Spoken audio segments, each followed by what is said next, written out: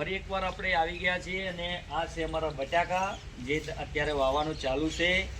આમાં પણ બટાકા લાયેલા મૂક્યા છે, પેલી બાજુ ખાતર છે, મગફળી છે અને બટાકા કેવી રીતે કટિંગ કરવાના છે અને કેવી રીતે વાવેતર કરીએ છીએ એ તમને બતાવીએ આજના બ્લોગમાં. તો કટિંગ થાય છે, જોઈ શકો છો તમે મિત્રો. અને આ કટિંગ કરીને પાછા ખેતરમાં એમને લઈને ભરીને ગઢે મૂકવા પડે, પછી કલંદરથી એમને રોપવામાં આવે છે. તો આ અમારા તખુભા છે અમારા ગામના, પેલી નરેશસિંહ છે.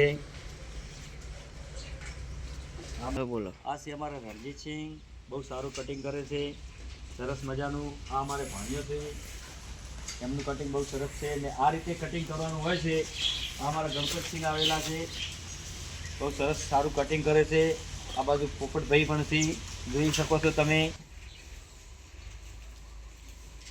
મગફળી જે અત્યારે ઘરે મૂકી રાખી છે, ભાવમાં થોડું ડિપ્રેશન છે એટલે અત્યારે ભરાઈ નથી, હવે ભરવાની છે બરોબર. અને બ્લોકમાં બન્યા રહેજો.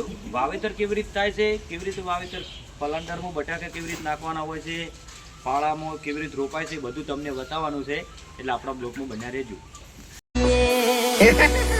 કોનું ટોળું હોય કે બસોનું ટોળું હોય, પણ જો એ જગ્યાએ મારા બનાના બંકાની એન્ટ્રી થાય ને તો ભલભલા હાલી જાય.